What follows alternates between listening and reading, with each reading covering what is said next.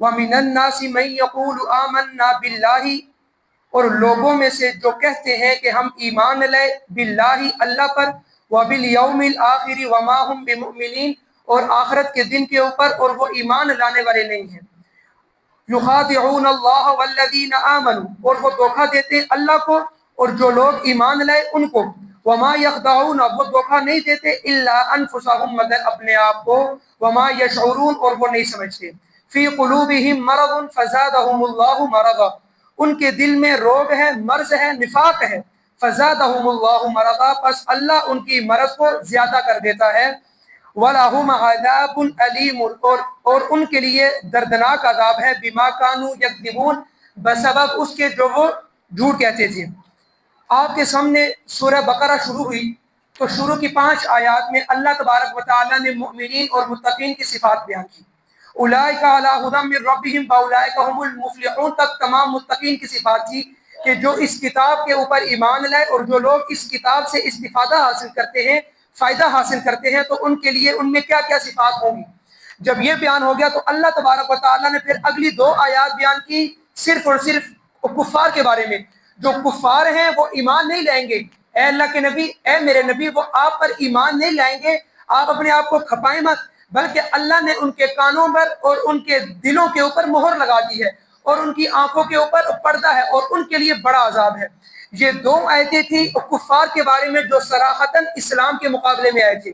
اب اس سے آگے، اور یہاں پر رکوع بھی ہو گیا، اب رکوع کے بعد اللہ تبارک و تعالیٰ جو آگے آیات ذکر کر رہے ہیں، جو آج ہمارا سبق ہے، اور وہ کم از کم اگلی 13 آیات ہیں، اس میں ٹوٹل منافقین کا تذکرہ ہے اور منافقین کے بارے میں بات ہے۔ اب یہاں پر سوال یہ ہے کہ کفار کے بارے میں اللہ تبارک و تعالیٰ نے یہاں پر وہ کیوں نہیں بات کی زیادہ؟ تو پہلے دن میں نے آپ کو بہت پہلے ذکر کیا تھا، 2 ہفتے پہلے، کہ مکی جو صورتیں ہیں ان کے اندر اللہ تبارک و تعالیٰ نے زیادہ کفار کو بیان کیا ہے اور توحید و رسالت کو بیان کیا ہے۔ تو یہ صورت مدنی صورت ہے، مدنی صورتوں میں اللہ تبارک و تعالیٰ نے منافقین کی آیات کو زیادہ بیان کیا ہے اور یہود و نصارہ کو زیادہ بیان کیا۔ کیوں؟ کیونکہ جب نبی کریم صلی اللہ علیہ وسلم نے مدینہ کی طرف ہجرت کی تھی تو ان کا سب سے زیادہ پالا پڑا تھا کفار کے مقابلے میں، منافقین کے ساتھ اور یہودیوں کے ساتھ جو مدینہ کے اندر رہتے تھے۔ لہٰذا اسی لیے آپ کو مدنی صورتوں کے اندر جو سب سے زیادہ تذکرہ ملے گا وہ 2 گروہ کا ملے گا، ایک منافقین اور نمبر 2 یہودی۔ اور ہاں، جہاں تک بات ہے کفار کی، جو لوگ صراحتاً حضور صلی اللہ علیہ وسلم کا انکار کیا کرتے تھے، تو وہ ظاہر ہے آپ لوگ بھی جانتے ہیں کہ وہ حضور صلی اللہ علیہ وسلم کی مکی زندگی میں جو ان کے اپنے رشتہ دار تھے اور جو ان کے قبائل کے لوگ تھے اور جو ابو جہل کی شکل میں جو لوگ تھے، وہ یہ سارے کے سارے مکی زندگی میں حضور صلی اللہ علیہ وسلم کے مقابلے میں تھے۔ اس وقت منافقین کا کوئی بھی گروہ نہیں تھا اور نہ ادھر یہودی تھے، ادھر صرف مسلمان اور کافر ہوا کرتے تھے۔ آج ہمارا سبق ہے وَمِنَ النَّاسِ، اب یہاں سے تذکرہ شروع ہو رہا ہے منافقین کا، غور سے سنیے گا۔ وَمِنَ النَّاسِ مَن يَقُولُ، اور بعض لوگ یعنی لوگوں میں سے بعض کہتے ہیں کہ ہم ایمان لائے ہیں اللہ پر اور آخرت کے دن کے اوپر، اور اللہ نے کہا کہ یہ جو کہہ رہے ہیں کہ ہم ایمان لائے اللہ پر اور آخرت کے دن کے اوپر، یہ ایمان لانے والے نہیں ہیں، تم لوگوں نے اسے دھوکہ نہیں کھانا۔ اب یہ آیت کس کے بارے میں ہے؟ جمہور مفسرین کرام نے اس کے بارے میں لکھا ہے کہ یہ آیت منافقین کے بارے میں ہے، منافقین کے بارے میں ہے، لیکن ایک عالم دین مولانا امین احسن اصلاحی صاحب نے فرمایا ہے کہ یہ آیت در حقیقت علماء یہود کے بارے میں ہے۔ یہ میں آپ کو بتاتا ہوں کس طرح۔ اب یہاں پر جو اللہ تبارک و تعالیٰ نے فرمایا کہ لوگوں میں سے بعض لوگ کہتے ہیں، اب یہاں پر کہیں بھی منافقین کا تذکرہ نہیں ہے۔ غور سنیے گا، یہاں پر اللہ نے نہ کوئی لکھا کہ یہ یہودی ہیں، نہ اللہ نے لکھا کہ یہ منافقین ہے، بلکہ کہا کہ لوگوں میں سے بعض لوگ کہتے ہیں کہ ہم ایمان لائے اللہ پر اور آخرت کے دن کے اوپر۔ منافقین تو اس میں برحق ہیں کہ وہ صراحتاً آ کر حضور صلی اللہ علیہ وسلم کو بولا کرتے تھے کہ اے اللہ کے نبی، ہم تو آپ کے ساتھ ہیں، لیکن اندر سے حضور صلی اللہ علیہ وسلم کے مخالف ہوا کرتے تھے۔ اب جن لوگوں نے کہا کہ اس سے مراد علماء یہود ہیں، تو علماء یہود اس سے کس طرح مراد ہو سکتے ہیں؟ اس کو غور سے سنیے۔ اب مدینہ کے اندر جو علماء یہود تھے، جو یہودی علماء تھے، ان کے منہ پر یہی بات تھی کہ ہم تو ایمان لاتے ہیں اللہ پر اور آخرت کے وہ دن کے اوپر، تو لہٰذا ہمیں بھی ایمان والا کہا جائے۔ اب دیکھیں اس آیت کے اندر رسالت کا، حضور صلی اللہ علیہ وسلم کی رسالت کا تذکرہ نہیں ہے، اور یہودی بھی اس کو نہیں مانتے تھے۔ یہودی بھی یہی کہا کرتے تھے کہ ہم تمام انبیاء کو مانتے ہیں، موسیٰ علیہ السلام کو مانتے ہیں، ابراہیم علیہ السلام کو مانتے ہیں، اسماعیل علیہ السلام، اسحاق علیہ السلام، تمام انبیاء کو مانتے ہیں، ہاں ہم عیسیٰ علیہ السلام کو نہیں مانتے، ہم محمد کو نہیں مانتے۔ لہٰذا یہ بات ہے کہ اگر ہم ان کو نہیں مانتے لیکن باقی انبیاء کو تو ہم مانتے ہیں، اور ہم اللہ کے اوپر بھی ایمان لاتے ہیں، اور ہمیں یہ بھی پتا ہے کہ آخرت کا دن بھی آئے گا، لہٰذا ہم ایمان والے ہیں۔ تو لہٰذا اس آیت سے ایک اشارہ جاتا ہے یہودی علماء کی طرف بھی، جو یہ کہا کرتے تھے کہ ہم اللہ کو بھی مانتے ہیں اور آخرت کے دن کے اوپر بھی ایمان لانے والے ہیں، لہٰذا ہمیں تم لوگ ایمان والا کہو۔ لیکن قرآن نے یہاں پر کہا کہ لوگوں میں سے بعض لوگ جو کہتے ہیں ہم ایمان لاتے ہیں اللہ پر اور آخرت کے دن کے اوپر، ان کو کہہ دو کہ وہ ایمان والے نہیں ہیں۔ اب اس کے بعد یہ تو بات سمجھ میں آ گئی۔ اب اس سے آگے اللہ تبارک و تعالیٰ نے فرمایا یخادعون اللہ، یخادعون اللہ، باب مفعلہ مخادعت، یعنی کشمکش جاری ہے۔ یخادعون اللہ، وہ اللہ کو دھوکہ دیتے ہیں، والذین آمنوا، اور جو لوگ ایمان لاتے ہیں ان کو بھی دھوکہ دیتے ہیں۔ اللہ تبارک و تعالیٰ کیا فرما رہے ہیں کہ وہ اللہ کو بھی دھوکہ دیتے ہیں اور وہ ایمان والوں کو بھی دھوکہ دیتے ہیں، حالانکہ اللہ کو کوئی بھی دھوکہ نہیں دیتا۔ اللہ کو نہ منافقین دھوکہ دیتے ہیں، نعوذ باللہ، یعنی وہ کسی کی یہ نیت نہیں ہوتی، چاہے وہ یہودی ہوں، چاہے وہ عیسائی ہوں، چاہے وہ منافقین ہوں، وہ کبھی بھی اللہ کو دھوکہ نہیں دیتے، وہ بلکہ ایمان والوں کو دھوکہ دیتے ہیں۔ یہاں پر اللہ تبارک و تعالیٰ اپنے ایمان والوں کو اپنی جگہ پر رکھ کر، یعنی اپنے آپ کو ایمان والوں کی جگہ پر رکھ کر جو وہ دھوکہ دے رہے ایمان والوں کو، اللہ تبارک و تعالیٰ کہہ رہے ہیں یہ ایمان والوں کو دھوکہ نہیں دے رہے، یہ مجھے دھوکہ دے رہے، یہ مجھے دھوکہ دے رہے ہیں۔ حالانکہ کوئی بھی منافق، وہ کوئی بھی یہودی اللہ کو دھوکہ کو دینے کے لیے ایمان والوں کو دھوکہ نہیں دیتا، بلکہ صرف اور صرف وہ ایمان والوں کو نقصان پہنچانے کے لیے دھوکہ دیتا ہے۔ اللہ کہتے ہیں جو دھوکہ دیتا ہے ایمان والوں کو اور جو دھوکہ دیتا ہے اللہ کو، یعنی اللہ تبارک و تعالیٰ بھی یہ فرما رہے ہیں کہ مجھے تو کوئی بظاہر کوئی بندہ دھوکہ دینے والا ہے نہیں، میں تو بالا تر ہوں دھوکے سے، لیکن جو ایمان والوں کو وہ دھوکہ دے رہا ہے ایک طریقے سے، وہ مجھے بھی دھوکہ دے رہا ہے۔ آگے فرمایا وما یخدعون، اور وہ اتنے بے وقوف ہیں کہ وہ دھوکہ کسی ایمان والے کو نہیں دے رہے اور نہ وہ دھوکہ اللہ کو دے رہے، بلکہ فرمایا وما یخدعون، وہ دھوکہ نہیں دے رہے الا انفسہم، مگر اپنے آپ کو، یعنی آگے ان کے لیے ہی آگے رکاوٹیں ہوں گی۔ اللہ تبارک و تعالیٰ فرما رہے ہیں کہ یہ دھوکہ کسی ایمان والے کو نہیں ہے، یہ کسی اللہ تبارک و تعالیٰ کی ذات کو بھی اس دھوکے کا کوئی نقصان نہیں ہوگا، بلکہ نقصان ہونا ہے تو انہی کو ہی نقصان ہونا ہے۔ آگے فرمایا وما یشعرون، اور یہ دھوکہ دینے والے سمجھتے بھی نہیں ہیں۔ منافقین کے اندر بعض تو منافق وہ تھے جو بظاہر اور دل کے ارادے کے ساتھ ہی اسلام میں اسی لیے آئے تھے کہ ہم اللہ کو نہیں مانتے، ہم رسول اللہ صلی اللہ علیہ وسلم کو نہیں ماننے کے لیے تیار، ہم اسی نیت سے آئے کہ ہم اسلام کو دھوکہ دیں گے۔ لیکن جو ان کے پیروکار تھے وہ بھی ان کی باتوں میں آ کر اس بات کو کہا کرتے تھے کہ باقی تو باتیں رسول اللہ صلی اللہ علیہ وسلم کی ٹھیک ہیں، لیکن رسول اللہ صلی اللہ علیہ وسلم نے خواہ جنگ چھیڑی ہوئی ہے کفار سے، ان کے پاس کچھ ہے نہیں، اور بڑے بڑے وہ کفار کو اپنے سامنے مقابلے کے لیے دعوت دے رہے ہیں۔ اب غزوہ بدر پچھلے سال ہوئی،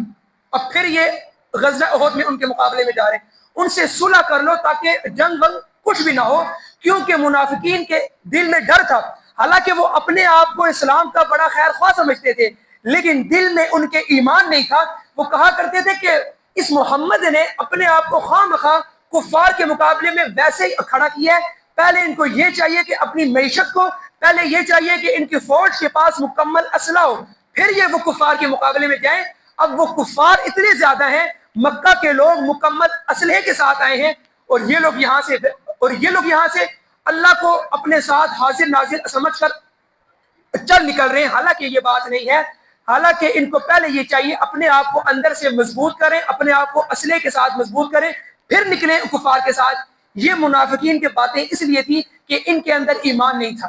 ان کے اندر ایمان نہیں تھا، اور یہ ویسے ہی اپنے آپ کو خیر خواہ سمجھتے تھے اسلام کا۔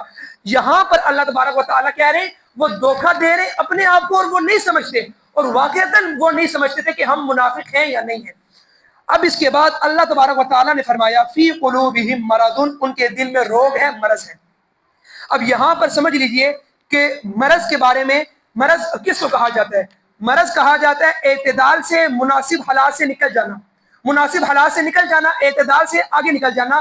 جب بھی ہمیں بخار ہوتا ہے تو ہمارا ٹیمپریچر جب بھی اپنی ایک عام حالت سے زیادہ ہوگا تو ہمیں بخار ہوگا، ہمیں بخار ہوگا اور اس میں تجاوز ہو گیا اس کے ٹیمپریچر میں، اسی لیے مرض یہاں پر جو منافقین ہیں وہ یہاں پر نہ وہ کفار کے ساتھ ہے، مکمل طور پر ہیں تو وہ کفار کے ساتھ، لیکن مسلمانوں کے ساتھ نہیں ہے، بلکہ ایک درجہ کفار سے آگے اس لیے ہے کہ یہاں پر تو کہتے ہیں کہ ہم آپ کے ساتھ ہیں، اے اللہ کے نبی ہم آپ کے ساتھ ہیں، آپ بالکل بے فکر رہیں، اور اندر اندر سے یہ لوگ کفار کہتے ہیں کہ ہم آپ کے ساتھ ہیں۔ اور منافقین ہمیشہ دونوں اعتبار سے، روحانی طور پر اور جسمانی طور پر، یہ بیچارہ منافق دونوں اعتبار سے غرق ہی ہوتا ہے۔ کیوں؟ روحانی طور پر تو یہ ہے کہ یہ ہمیشہ حسد کے اندر رہے گا کہ کہیں مسلمان ترقی نہ کر لیں، کہیں مسلمان عروج نہ پا لیں، اور اس کے اندر ایک حسد رہے گا کہ یہ منافقین، یہ جو مومنین ہیں، یہ ہمیشہ ہمیشہ کفار کے ماتحت رہیں، اور ذہنی طور پر، جسمانی طور پر اس کو ہر وقت ٹینشن رہے گی کہ کہیں میرا یہ پول نہ کھل جائے عوام کے سامنے، کہیں میرا یہ راز نہ کھل جائے عوام کے سامنے کہ یہ اندر سے ہے تو وہ کفار کے ساتھ، لیکن مومنین کو دھوکہ کو دینے کے لیے مومنین کے ساتھ ویسے ہی وعدے کر رہے ہیں۔ اللہ تبارک و تعالیٰ نے اسی لیے فرمایا ان کے دل میں مرض ہے نفاق کی، فزادہم اللہ نے ان کے مرض کی زیادتی کر دی ان میں، یعنی کہ ان کے دل میں جو نفاق ہے، ان کے دل کے اندر جو بے چینی ہے، اللہ وہ بڑھا دیتا ہے، پھر منافقین کی کوئی زندگی نہیں رہتی، وہ زندگی ویسے ہی تباہ ہو جاتی ہے۔ اب آگے سنیے، وَلَهُمْ عَذَابٌ أَلِيمٌ، اور ان کے لیے دردناک عذاب ہے، ان کے لیے دردناک عذاب ہے۔ حالانکہ اللہ نے دو آیتیں پیچھے کہا تھا وَلَهُمْ عَذَابٌ عَظِيمٌ، کفار کے لیے بڑا عذاب ہے، اور یہاں پر منافقین کے لیے فرمایا وَلَهُمْ عَذَابٌ أَلِيمٌ، ان کے لیے المناک اور دردناک عذاب ہے، بِمَا كَانُوا يَكْذِبُونَ، بسبب اس کے جو وہ جھوٹ کہتے تھے، جو وہ جھوٹ کہتے تھے ایمان والوں سے الگ اور کفار سے الگ، لیکن ہوتے وہ کفار کے ساتھ ہیں اور مومنین کے ساتھ اوپر سے دعویٰ کرتے تھے کہ ہم آپ کے ساتھ ہیں۔ اب یہاں پر ایک سوال ہے کہ کیا کفر و نفاق نبی کریم صلی اللہ علیہ وسلم کے زمانے کے ساتھ خاص ہے یا اب بھی ہے نفاق؟ اس کو غور سے سنیے کہ جو نفاق ہے، جو منافقت ہے، یہ دو طریقوں سے عیاں ہوتی تھی پہلے حضور صلی اللہ علیہ وسلم کے دور میں۔ اگر ایک بندہ منافق ہے تو یا تو اس کے بارے میں اوپر سے وحی آتی تھی، یا پھر اس کے عمل سے کوئی ایسا فعل صادر ہوتا تھا کہ جس سے یہ معلوم ہو جاتا کہ یہ بندہ منافق ہے، خود تو یہ کہتا ہے کہ میں ایمان والا ہوں، لیکن اندر سے یہ مکمل منافق ہے۔ لیکن حضور صلی اللہ علیہ وسلم کے جانے کے بعد وحی کا زمانہ ختم ہو گیا، اب وحی نہیں آئے گی۔ اب ایک ہی طریقہ ہے کہ اگر کوئی یہ کہے کہ میں مومن ہوں، میں ایک مسلمان ہوں، میں اسلام والا ہوں، لیکن اس کے افعال سے کوئی ایسا فعل صادر ہوتا ہو جو اسلام کے مخالف ہو، یا کسی ایک عقیدے کی وہ مخالفت کر دے یا تو اپنے قول سے یا اپنے فعل سے، تو وہ بندہ منافق کہلائے گا، وہ بندہ منافق کہلائے گا۔ لیکن علماء امت نے اس وقت یہ بات کہی کہ اس دور کے اندر وہ کوئی منافق نہیں ہے،